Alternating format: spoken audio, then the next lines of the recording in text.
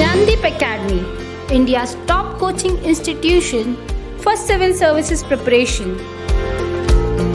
Join us online to get most enriching experience from best faculty with excellent notes and specially designed courses. To join the batch, download Gnandeep IAS Academy app from Google Play Store. For more information, contact 9511 280 465. Hello friends, welcome you all to daily answer writing challenge session of Gnandeep IAS Academy. Today we are going to discuss two important questions for 22nd of March 2021. तो यह series हम हिंदी और English दोनों में लेने वाले हैं. तो आज शुरू करते हैं. आज का पहला सवाल है, Recent reports have highlighted the poor achievement of India on the front of freedom in the society.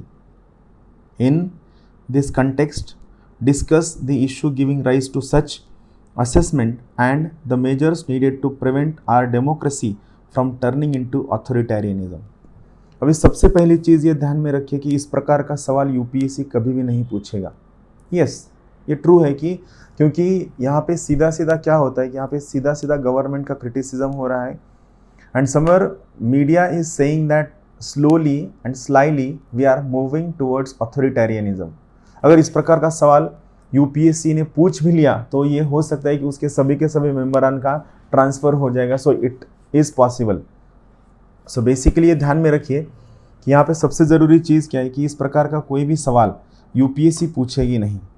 फिर भी will try to understand these kinds of question. अगर ऐसा पूछ भी लिया गया तो किस प्रकार का आंसर हमारा होना चाहिए. सो यहाँ पे देखिए, सबसे पहली चीज़ आपको क्या ध्यान में रखनी है कि ये जो सवाल बना है ये रिपोर्ट्स के आधार पे बना है, recent report. So this is the basic point और this is the basic locus of the question. Recent report have highlighted the poor achievement of India on the front of freedom in the society. अभी आपको जब आप answer start करोगे तो मैंने आगे दिया है आपको फ्रीडम इन दी सोसाइटी, इस बात पे भी ध्यान देना है. In this context discuss the issues giving rise to such assessment.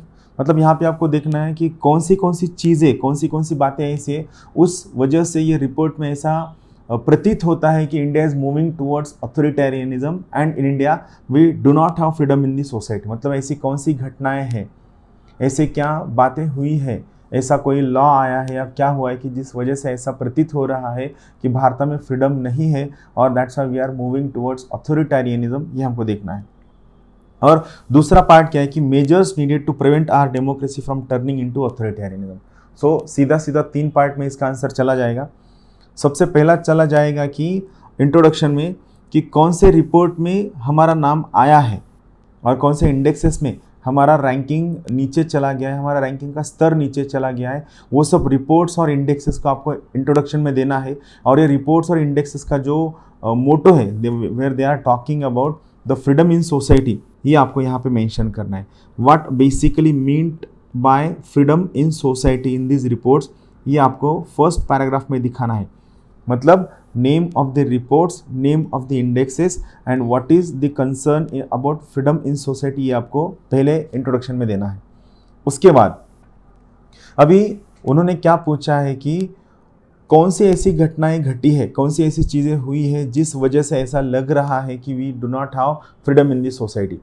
तो यहाँ पे आपको जो करंट इवेंट आप पढ़ते हो उसको एनालिसिस करना है. Like where it is visible, so you have to talk about media, you have to talk about election, its mismanagement, use of money power, muscle power, then toppling of the democratically elected government, horse trading in the elections of the MLAs, use of money, ये आपको लिखना है. फिर बाद में misuse of social media, ये भी आपको दिखाना है. use of government machinery, ये भी आपको फोकस करना है.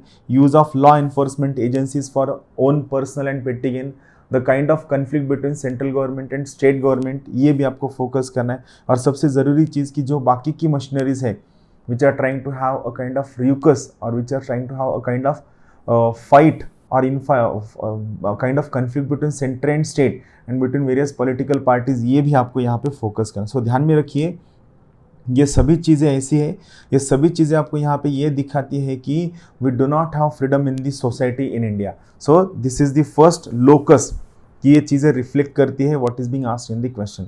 देन इसका सेकंड पार्ट है हाउ और what measures we have to taken.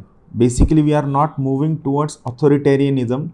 फिर भी अगर पूछा जाए तो हमें कौन सी मेजर्स लेनी है कि जिस वजह से हम अथॉरिटेरियनिज्म की तरफ नहीं जाएंगे, ये हमको यहाँ पे बताना है. तो मेजर क्या होगा? First we have to work on legal framework. Then second, we have to work on independence, integrity, punctuality of justice delivery system, that is judiciary. Third, we have to talk about functioning of the parliament, how parliament is working, what all grounds they are working. Fourthly, we have to talk about people's opinion. Next, we have to talk about the participation of civil society in parliamentary functioning, in judicial working, in executive functioning. Then role of executive, their potential role in maintaining democratic credentials of Indian society, and finally the political ideology must be mentioned. If you work on all these things, then it will help in maintaining the ideals of democracy which have been enshrined in the Indian constitution in a proper manner. This is the focus of the answer. ध्यान में रखिए, सवाल कितना भी जटिल हो, कितना भी डिफिकल्ट लगे, उसका आंसर उतना ही ईजी होता है. सबसे ज़रूरी चीज़ है कि you should have that substrate कि जिसके आधार पे आप वो आंसर अच्छे से लिखना जानते हो. तो ये पहला सवाल हो गया. हम अब दूसरे सवाल की तरफ चलते हैं. दूसरा सवाल है स्टेट जॉब कोटाज, मतलब जो जॉब में कोटाज स्टेट ने देना शुरू किया है for locals in private industry. State job quotas are a symptom of bigger unemployment crisis. मतलब अभी जो कोई भी अनएम्प्लॉयमेंट क्राइसिस चल रहा है, कोरोना की वजह से, डी इंडस्ट्रियलाइजेशन की वजह से, बहुत सारा फॉरेन इन्वेस्टमेंट कम होने की वजह से, इंडस्ट्रियलिस्ट का प्रॉफिट कम होने की वजह से, इंक्रीजिंग पॉपुलेशन की वजह से. सो ये जो भी एम्प्लॉयमेंट के सेक्टर में क्राइसिस चल रहा है, जिसको हम अनएम्प्लॉयमेंट क्राइसिस कह रहे हैं, ये अनएम्प्लॉयमेंट क्राइसिस जो है ये स्टेट के फेल्योर की वजह से क्यों हुआ है, ये आपको बताना है. Analyze the statement in the light of number of states mandating job quotas for locals in the private sector and challenges associated with. तो ये स्ट्रेट फॉरवर्ड क्वेश्चन है. इसमें आपको क्या लिखना है? इंट्रोडक्शन में आपको देना है कि रिसेंट में कौन से स्टेट्स ऐसे हैं जिन्होंने प्राइवेट सेक्टर में लोकल्स को, that is sons of the soils को रिजर्वेशन होगा और को बहुत सारे प्रोपोर्शन में रिजर्वेशन होगा, ये उन्होंने डिक्लेयर किया है. तो इसमें बेसिकली जो स्टेट्स रिसेंटली न्यूज़ में है उनका नाम है Haryana, Uttar Pradesh, Jharkhand and Maharashtra in the latest budget. Now, the reservation in private sector is a kind of unemployment crisis. It means कहीं पे ऐसा लग रहा है कि ये जो state governments है, they are hiding their failures in the form of giving jobs to locals in private sector.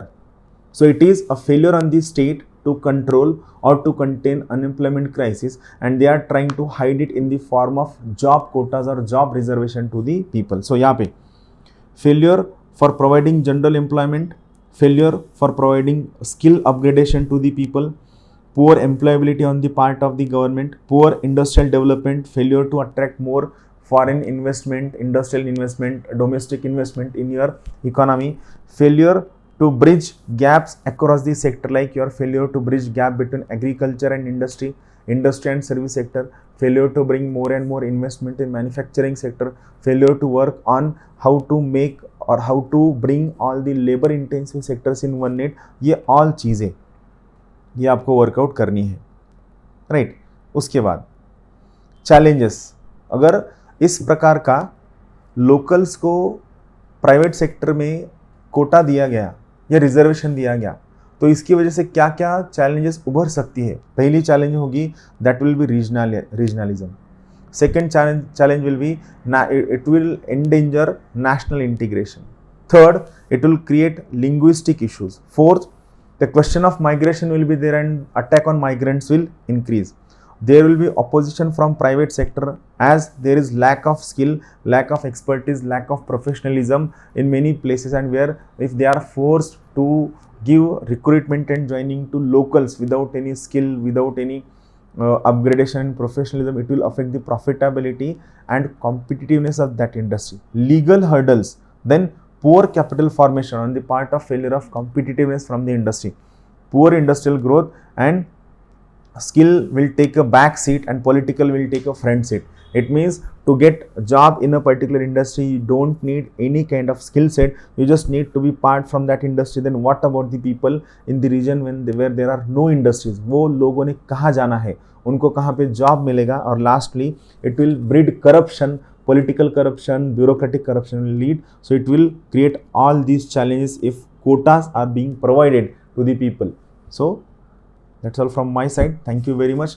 Keep watching the videos. We'll be coming with more number of lectures every day to come, and all your suggestions are welcome. So thank you very much from my side, and we are going to continue from this series every day. Thank you. Have a good day.